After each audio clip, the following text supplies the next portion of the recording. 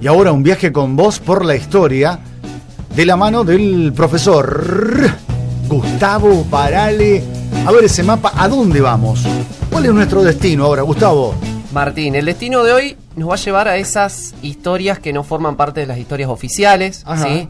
Es decir, esas historias que no vamos a encontrar en los libros, que no conocen de monumentos, que no conocen de feriados, y que a lo largo de mucho tiempo fueron historias que se fueron olvidando, que por suerte hace un par de años, con todo el revisionismo histórico que está existiendo, se fueron retomando, y se trata justamente de darle voz a aquellos otros protagonistas de la historia que durante mucho tiempo fueron relegados. Las que no son mediáticas, sería.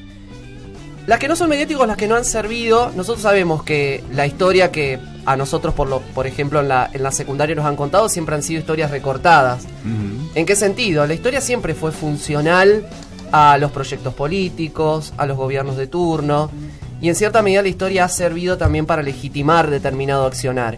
Y por eso es que hoy, y también conviene preguntarnos, ¿no? ¿Por qué tantos monumentos, calles, ciudades con nombres de aquellos personajes heroicos, y por qué no tener nombres de nuestros pueblos originarios, por ejemplo? Y eso tiene que ver con el contexto de época y tiene que ver también con los proyectos políticos y el papel de la historia en cada uno de esos proyectos.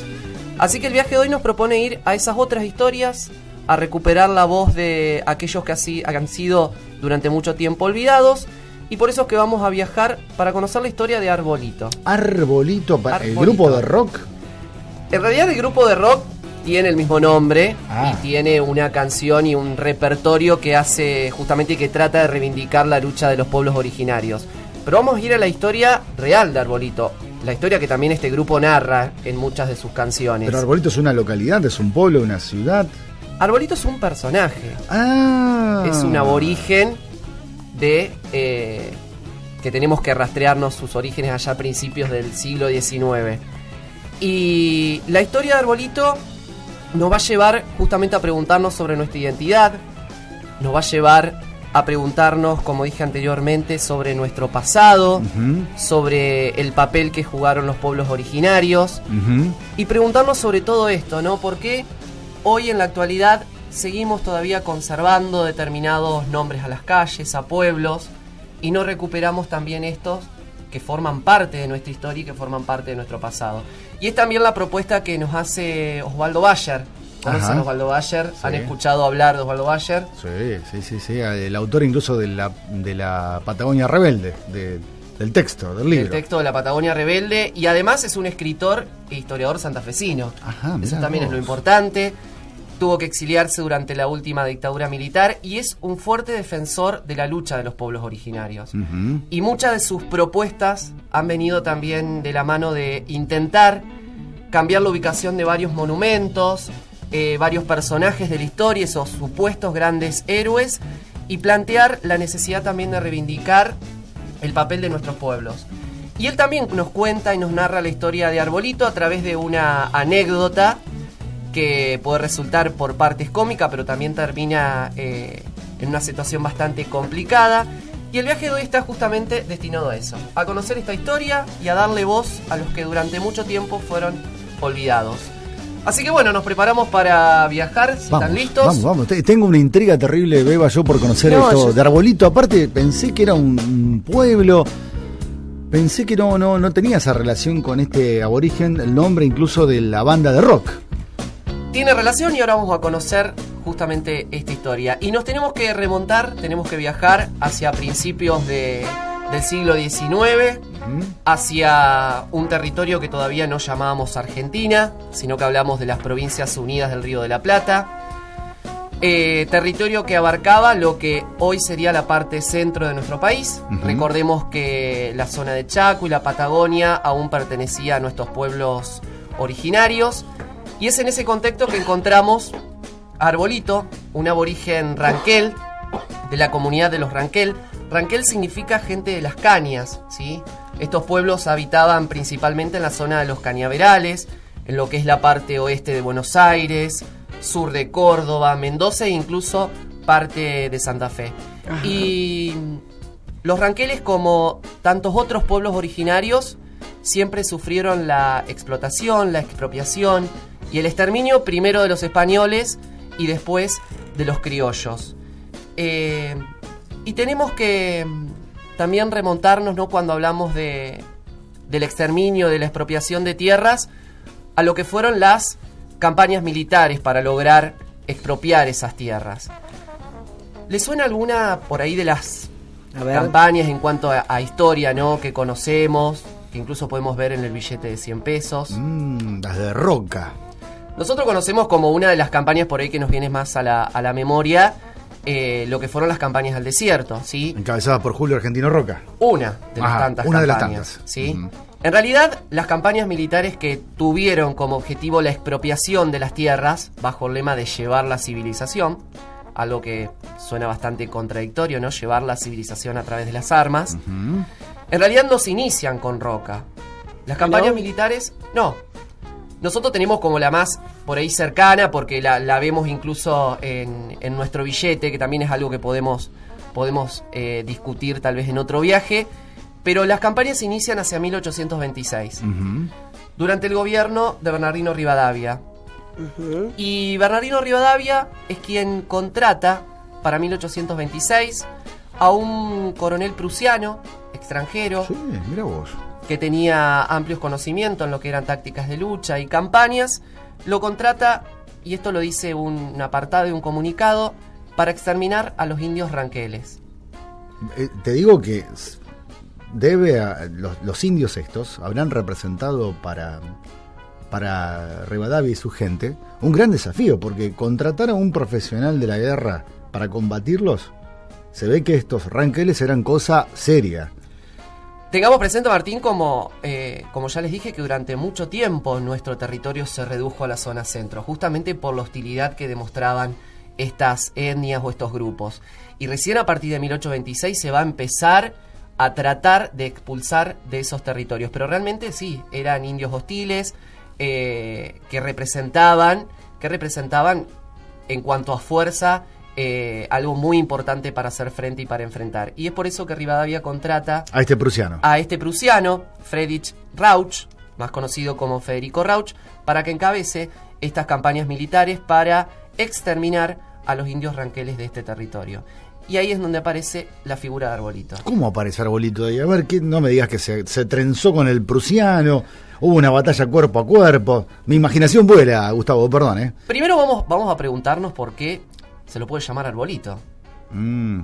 ¿Qué tendrá que ver? Delia, ¿usted qué opina? Porque, bienvenida, bienvenida. Hola, ¿cómo te va, Martín? Disculpame que llegué tarde, pero tenía un problema. Me dolían tanto los zapatos que me puse y me tuve que venir de Jota. No importa, Delia, por lo menos trajo facturas. No nos distraigamos de la historia. A ver, ¿qué pregunta va a hacer usted? No, que quería saber que yo sé porque mi sobrino, él le gusta mucho Arbolito del grupo. Ajá. Y él me contó la historia de este chiquitito. A ver, ¿cómo es? Pero no sé si decirlo porque me parece que el señor está tan entusiasmado. Decilo, Delia. Él preguntó, Delia. Tiré la pregunta, claro. Yo me imagino a Arbolito porque estaba plantado y no se quería mover. Resulta que este chico tenía una porra muy interesante. Una porra muy interesante, tenía mucho pelo. Exactamente. No está muy errada, ¿no? Delia. Me contó mi siempre sobrino. Sabe, chicos. Pero era bien. Rastafari, tenía una porra bárbara. A ver, ¿es así, Gustavo? En realidad, bueno, tiene relación obviamente con la cabellera de Arbolito, pero Arbolito es un aborigen alto, delgado, como dijo acá Delia, con una cabellera predominante, y todos aquellos que lo veían, ¿no?, a lo lejos, dicen que su figura se parecía a la de un árbol. Y desde ahí... La silueta era como un árbol, por eso Arbolito. La silueta, bien, parecía un árbol. Su pelo a lo mejor parecía la copa frondosa de un árbol. A lo lejos, al ser tan alto, esbelto y esa cabellera larga, parecía a lo lejos Daba un árbol. ficus. Es más, el grupo folclórico rock, ¿no?, que estamos hablando, Arbolito, una de las tapas de su CD es justamente representando esta imagen de Arbolito con las raíces y las hojas. Ahora que decís, claro, me viene a la cabeza, me viene la imagen de esa tapa, incluso con la melena al viento del aborigen. Bien, Martín. Espera, perdón, sí, me mata la ansiedad, disculpa. El prusiano y Arbolito. Ahí quedamos. ¿Qué pasó? Quedamos ahí. Arbolito siempre vio muy de cerca, ¿no?, cómo las milicias iban exterminando a sus compañeros. En un comunicado este coronel Rauch dice que no hizo falta ni siquiera gastar en balas, porque muchos de los ranqueles fueron degollados. Y Arbolito fue adquiriendo, ¿no?, esa sed de venganza o de tratar de hacer justicia por todas las muertes causadas. Y es así que cierto día se esconde en una especie, cuando el terreno hace una especie de pozo, se esconde ahí y vigilante empieza a escuchar que se acercan las tropas del coronel Rauch. ¿Estaba solo? ¿Él estaba solo, escondido? Estaba solo, espera que se acerquen las milicias, y con las boleadoras logra tumbar al caballo del coronel Rauch, y en ese momento es cuando lo decapita. Perdón. ¿Arbolito decapita al prusiano? Al prusiano. ¿Que estaba acompañado por su ejército? Que estaba obviamente acompañado por su ejército, pero Arbolito siempre muy sigiloso, siempre esperando el momento oportuno, aprovechó para en ese momento, escondido, poder cobrar venganza por todas las muertes a su pueblo, y termina decapitando al coronel Rauch. O sea, él solito se las ingenió para sorprender al ejército, más concretamente a Rauch, y matarlo antes de que reaccionen todos los que podríamos decir eran sus guardaespaldas, por llamarlo de alguna manera. Dicen que en ese momento, y de ese momento, Arbolito se perdió entre las pampas. No lo atraparon nadie. Y nadie supo desde ese momento nada más de él. O sea, un poco de mito. Es un poco de mito también, que en realidad el coronel Rauch obviamente fue asesinado y fue decapitado, es una realidad. Pero ha quedado también en esto de la memoria popular y de los pueblos originarios la figura de Arbolito. Y como dice Osvaldo Bayer, ¿no?, desde ese momento Arbolito nadie conoce más de él. Y se perdió cobrando venganza, y quedó entre el imaginario y los mitos y las leyendas que estos pueblos hasta el día de hoy conservan. Nadie lloró la muerte, dice, de los ranqueles, pero sí lloraron la muerte del general Rauch. Incluso hay una ciudad en Buenos Aires que lleva su nombre, calles y monumentos, pero la historia, sin embargo, ha olvidado la lucha que simboliza estos pueblos originarios a través de esta historia de Arbolito. Hay mucho más, pero si querés lo dejamos para otro momentito que tengamos. Y bueno, espero que le haya gustado el viaje de hoy. Queda todavía por compartir, y sobre todo por pensar y reflexionar, que es para lo que nos tiene que servir un poquito la historia. Maravilloso un viaje histórico de la mano del profesor Gustavo Barale. Me encantó, me gusta que ahora reconozcamos todos a Arbolito. Está bueno eso, está bueno porque, claro, incluso fíjate cómo también el rock, el grupo de rock o de música popular, se resignifica a partir de toda esta historia que el profesor Gustavo Barale acaba de compartir con todos nosotros. ¿Vamos de viaje a la música de vuelta de Cerati? ¿Vamos? ¿Sí? Piqui, prepara la nave. Este tema no te va a gustar. Perdón, claro. No te va a gustar.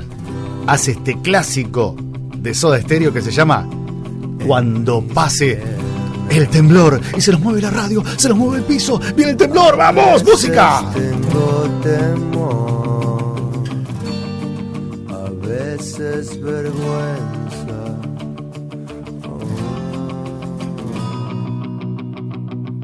Estoy sentado en un cráter desierto.